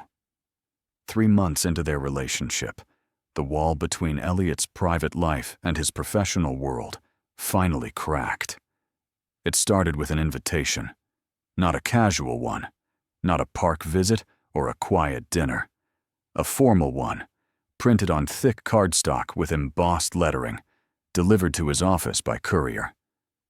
Elliot sat at his desk, staring at the card in his hand. His assistant, Marissa, stood in the doorway with a knowing look. She was in her late 40s, sharp as glass, and had been with him long enough to read his silences. "You're going, obviously," she said. "Obviously," he replied. "Are you bringing someone?" He looked up. "Why do you ask like you already know the answer?" She smiled. "Because you've been leaving the office before 8 p.m. for the first time in 6 years. Because you've been distracted in meetings, in a good way. And because you just spent 5 minutes staring at an RSVP card like it was a contract negotiation." He set the card down. "I'm thinking about it." "Thinking about bringing her?" Marissa asked. "Thinking about what it means if I do," he said. She crossed her arms. "It means you stop hiding the most important part of your life from the people who think they know you." He rubbed his jaw. "It also means dragging her and her daughter into a room full of people who will judge them before they say a single word." "They'll judge her no matter what," Marissa said. "The question is whether you'll be standing beside her when they do."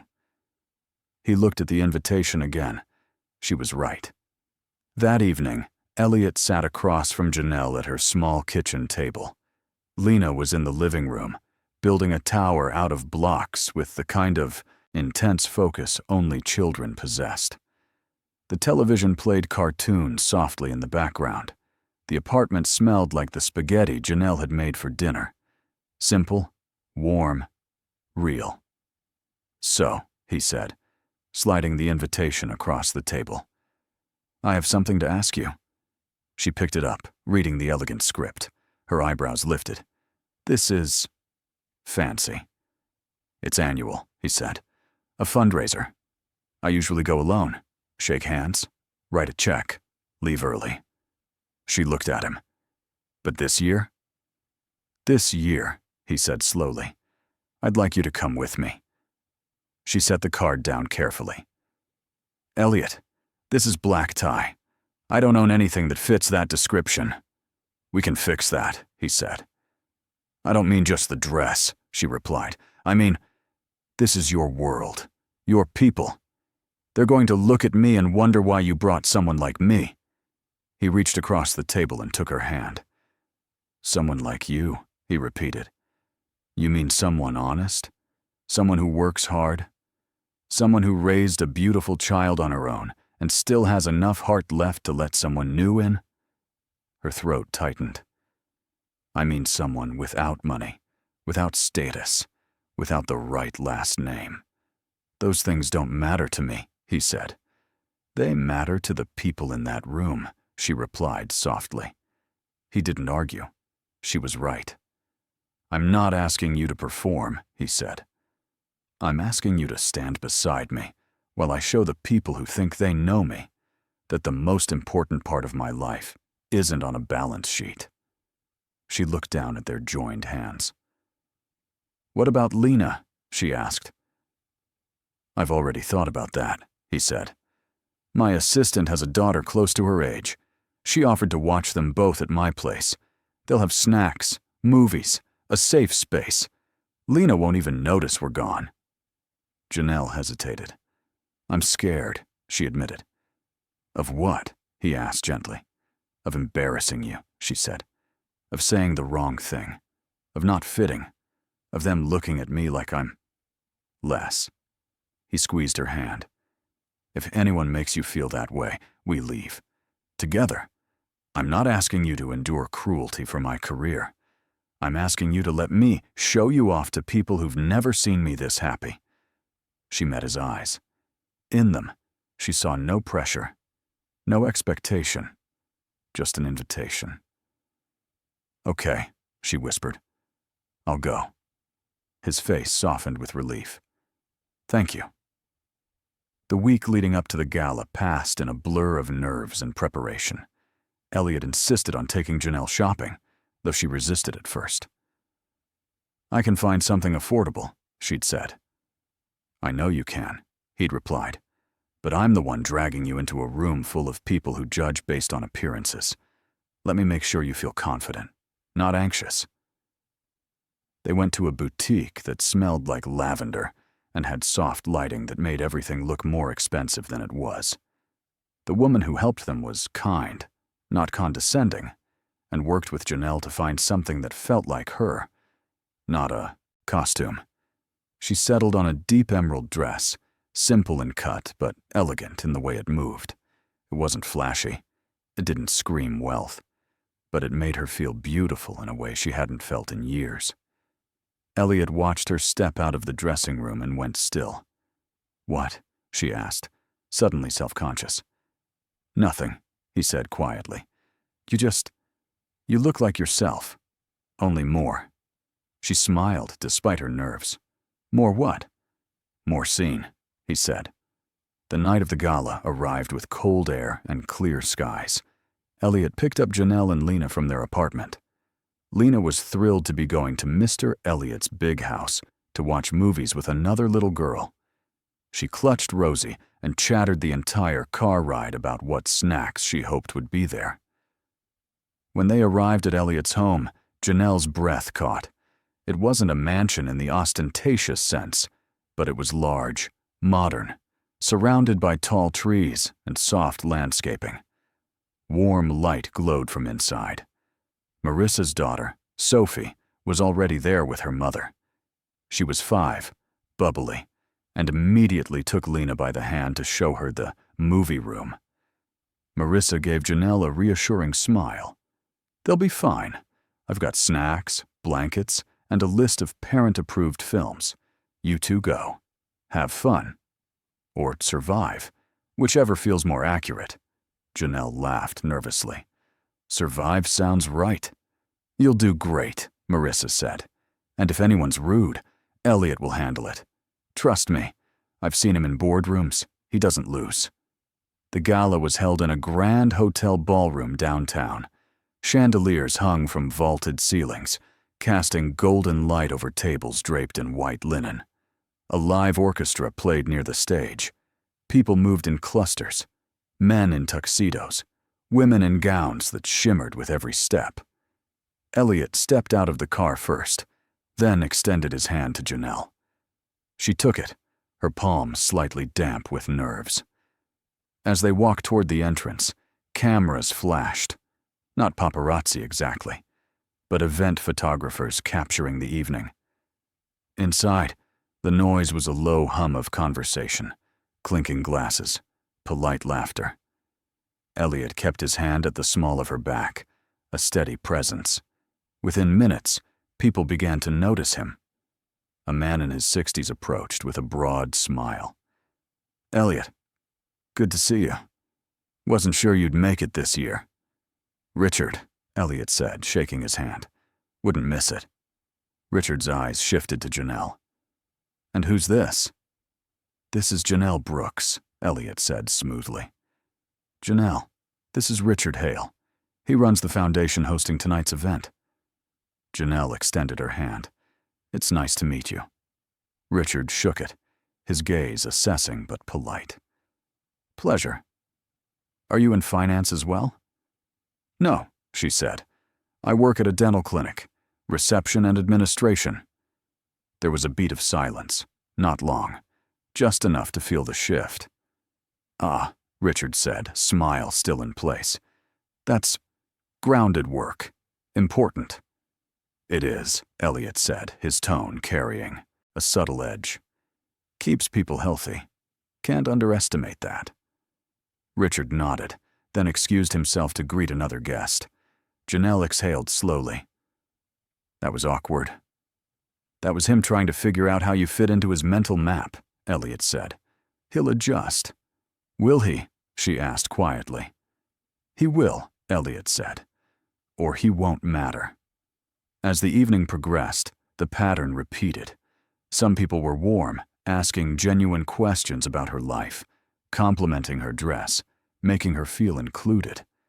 Others were colder, polite but distant, their eyes scanning the room for someone more relevant to speak with. One woman in her 50s, dripping in diamonds, asked with saccharine sweetness, "And how did you two meet?" "Blind date," Janelle said simply. "How modern," the woman replied, her smile not quite reaching her eyes. "And you have children?" "A daughter," Janelle said. "She's 3. "Oh," the woman said, tone shifting slightly. "And where is she tonight?" "With a sitter," Janelle replied. "Well," the woman said, "that must be challenging. Balancing work and motherhood, especially without, well, you know." Elliot stepped in smoothly. "Without what, Catherine?" Catherine's smile faltered. "I just meant single parenting. It's admirable." "It is," Elliot said. "Janelle does more before 9 a.m. than most people here accomplish in a week. I'm lucky she made time for this." Catherine's face tightened, but she nodded politely and moved on. Janelle looked at Elliot. "You didn't have to do that." "Yes," he said. "I did." Midway through the evening, they were seated at a table with several other couples. Conversation flowed around them: market trends, vacation homes, charity work, upcoming mergers. Janelle listened more than she spoke, aware that she didn't have the vocabulary or experience to contribute to most of it. But then one woman, younger than the others, turned to her with genuine curiosity. "You said you work at a dental clinic. Do you like it?" "I do," Janelle said, grateful for the opening. "It's not glamorous, but I like the people. Regulars come in and we talk. I know their kids' names, their birthdays. It feels human." The woman smiled. "That sounds nicer than most corporate jobs."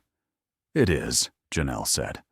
"No one's competing to stab each other in the back over a promotion." A few people at the table laughed. Genuine, warm laughter. Elliot's hand found hers under the table, squeezing gently. Later, during a quiet moment near the balcony doors, Janelle stepped outside for air. Elliot followed. The city spread out below them, lights twinkling in the cold night. "You okay?" he asked. She nodded. "I think so. It's just a lot." "I know," he said. "Some of them looked at me like I was a curiosity," she said. "Like they couldn't figure out why you'd bring someone like me." "Let them wonder," he said. "Their confusion doesn't define you." She turned to face him. "Does it bother you? That they're judging me?" "Yes," he said, honestly. "But not because I think they're right. Because I hate watching you have to endure it." She smiled faintly. "You keep defending me." "I'll keep doing it as long as I need to," he replied. "Until they get the message. Or until we stop caring what they think." She leaned into him, and he wrapped his arms around her. "Thank you," she whispered, "for not hiding me." "Thank you," he said, "for not hiding from me." Near the end of the evening, as people mingled over dessert and coffee, a man approached their table. He was younger than most of the crowd, mid-30s, sharp suit, confident posture. "Elliot Hayes," the man said, extending a hand. "Daniel Cross. I've been hoping to catch you." Elliot stood and shook his hand. "Daniel, good to see you." Daniel's eyes flicked to Janelle. "And you are?" "Janelle Brooks," she said. "Elliot's partner," Elliot added firmly. Daniel's eyebrows lifted slightly. "Partner. I see." He turned back to Elliot. "I wanted to discuss a potential collaboration between our firms. Think you'd have time next week?" "Send the details to my assistant," Elliot said. "We'll set something up." "Great." Daniel lingered, his gaze returning to Janelle. "So, Janelle, what do you do?" "I work in healthcare," she said, keeping it vague. "Healthcare," he repeated, nodding. "Lucrative field." "Not really," she said honestly. "But it's steady." His smile was thin. "Well, we all start somewhere." The condescension was subtle but unmistakable. Elliot's jaw tightened. "Janelle," he said evenly, "has been working since she was 16. She's raised a child on her own, managed a household, and still has enough strength left to put up with evenings like this. I'd say that's more impressive than most resumes in this room. Daniel's smile froze. Of course, he said quickly. No offense intended. None taken, Janelle said, though her voice was cooler now. Daniel excused himself. Elliot sat back down, exhaling slowly. You really don't let anything slide, do you? Janelle said softly. Not when it comes to you, he replied. On the drive home, Lena was asleep in the back seat, her head resting against the car seat, Rosie clutched in her arms. Janelle stared out the window, processing the evening. You were amazing tonight, Elliot said. She looked at him surprised. I barely said anything. You were yourself, he said, in a room full of people performing. That's harder than it looks. She smiled faintly. Some of them hated me. Some of them are intimidated by you, he corrected. There's a difference. Intimidated. The morning after the gala, Janelle woke to the sound of rain tapping against her apartment window. Lena was still asleep, curled under her blankets with Rosie tucked under her chin. The apartment was quiet in the gentle way weekend mornings could be. No alarms, no rush, just the slow pull toward wakefulness. Janelle lay there for a moment, replaying the night before. The ballroom, the chandeliers, the carefully polite smiles that didn't quite reach people's eyes, the way Elliot had stood beside her, unwavering, every time someone tried to make her feel small. Her phone buzzed on the nightstand. She reached for it. A message from Elliot. Good morning. How are you feeling about last night? She typed back slowly. Honestly, a little overwhelmed. But okay. Thank you for standing up for me. The 3 dots appeared almost immediately. You didn't need me to stand up for you. You handled yourself beautifully. I just made sure no one forgot it. She smiled despite the lingering nerves. Another message came through. Can I see you today? Both of you. I have an idea. She glanced toward Lena's room, then typed. What kind of idea? The kind that involves no fancy clothes, no judgment, and probably some pancakes. I'll explain when I see you. Her chest warmed. Okay. Give us an hour. An hour later, Elliot arrived at her building carrying a paper bag and 2 coffee cups, balanced carefully in a carrier. Janelle opened the door, still in her weekend clothes, soft leggings, an oversized sweater, hair pulled into a messy bun.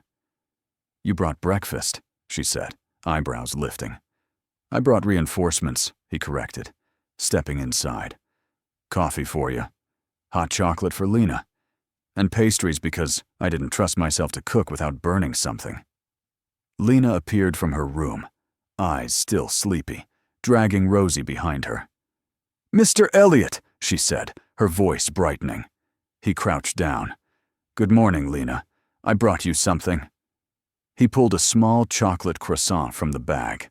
Her eyes went wide. For me? All yours, he said. She took it with both hands like it was treasure and padded over to the couch to eat it carefully, crumbs scattering onto her pajama top. Janelle poured the coffee into mugs and sat across from Elliot at the kitchen table. So, she said, what's this idea? He set down his cup, his expression shifting into something more thoughtful. Last night, he began, I watched you navigate a room that wasn't built for people like you. And by that, I mean people who are real, honest, unpolished by money or performance. She listened quietly. You didn't belong there, he continued. Not because you weren't good enough, but because that world isn't good enough for you. Her throat tightened. I don't want to keep dragging you into spaces where you have to defend your worth, he said. I want to build spaces where you don't have to. She frowned slightly. What does that mean? He took a breath. I want you to move in with me, he said. The words landed softly, but their weight was immediate. Janelle blinked. What? Not right away, he added quickly. Not if you're not ready.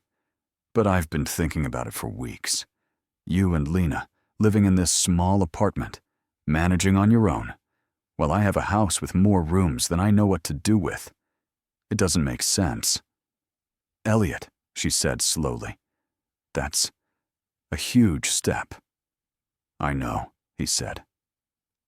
And I'm not asking you to marry me tomorrow or to give up your independence.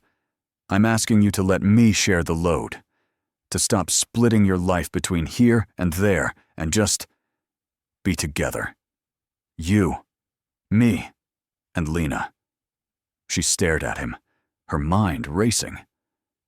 What about Lena's school? She asked. Her daycare? Her routine? We'd figure it out, he said. There are good schools near my place. Daycares. We'd make sure she's settled before we change anything major. This isn't about uprooting her. It's about giving all of us more breathing room. Janelle looked toward the living room, where Lena sat cross-legged on the couch, humming to herself as she picked chocolate flakes off her croissant. She's comfortable here, Janelle said quietly. This is all she's ever known. I understand that, Elliot said. But kids are resilient, especially when they're moving toward something stable, not away from it. Janelle's hands tightened around her mug. I don't want to be a burden, she said. You're not, he replied firmly. You're the opposite. You're the person I want to come home to, the person I want to wake up next to, the person I want to build a life with. Her eyes stung. What if it doesn't work? She asked. What if we move in and realize we can't live together? What if Lena gets attached, and then something goes wrong? Then we figure it out, he said. Together. But I'd rather try and learn than keep living separately out of fear. She looked down at her coffee. Can I think about it? She asked. Of course, he said. Take all the time you need. I'm not going anywhere. She nodded slowly. He reached across the table and took her hand. I love you, he said. Both of you. I'm not trying to rush you into something that scares you. I just want you to know that when you're ready, there's a place for you. A real one. Not just a visit. A home. Her voice came out small. I've never had that before. Then let me give it to you, he said. Over the next few weeks, the question sat between them, not heavy, but present. Janelle thought about it during her commute, while folding laundry, while watching Lena play at the park. She thought about what it would mean to leave the apartment that had been hers since before Lena was born. The place where she'd learned to be a mother, where she'd cried alone, where she'd built a life from nothing. But she also thought about the late nights when she was too tired to cook and still had dishes to wash. The rent that stretched her budget every month, the way her back ached from the too soft mattress she couldn't afford to replace. She thought about Lena, who had started asking, when can we go to Mr. Elliot's house again, after every visit? And she thought about Elliot, steady, patient, never pushing, but always there. One evening, as she tucked Lena into bed, her daughter looked up at her with wide, serious eyes. Mommy? Yes, baby. Do you love Mr. Elliot? Janelle's breath caught. Why do you ask? Because you smile. Different when he's here, Lena said. Like the smile goes all the way. Janelle's chest tightened. Yes, she said softly. I do love him. Lena nodded, satisfied. Good. I love him too. You do? Janelle asked. He's nice, Lena said simply. And he listens to me. And he doesn't forget about Rosie. Janelle smoothed her daughter's hair back. What if we lived with him? In his big house? Would that be scary? Lena thought about it, her little brow furrowing. Would my bed come too? She asked. Yes, Janelle said. And all your toys. And Rosie. Everything that's yours. And you? Lena asked. Of course me, Janelle said, smiling.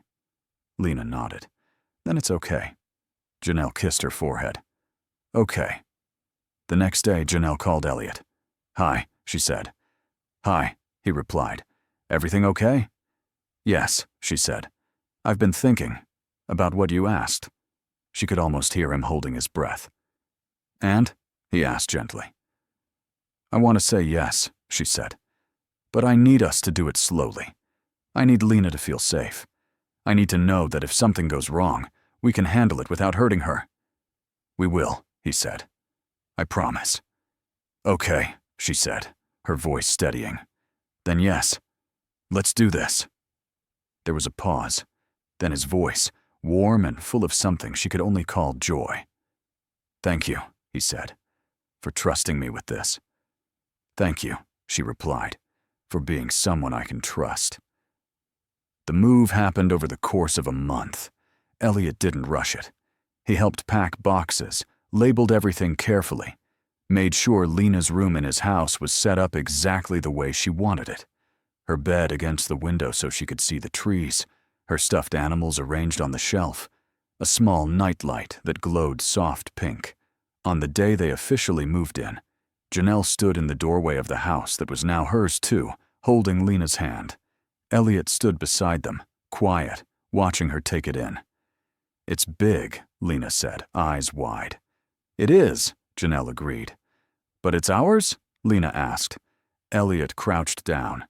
"It's ours," he said. "All of ours." Lena grinned and ran inside, Rosie bouncing in her hand. Janelle stayed in the doorway a moment longer. Elliot stepped beside her. "What are you thinking?" "I'm thinking," she said slowly, "that for the first time in a long time, I'm not scared of what comes next." He smiled. "Good." She looked up at him. "Thank you for not making me feel like I had to earn this." "You already did," he said, "just by being you." She leaned into him, and he wrapped his arms around her. Inside, Lena's laughter echoed through the halls, bright, unguarded, free. And for the first time, Janelle let herself believe that this was real, that love didn't always come with conditions, that sometimes it just came and stayed.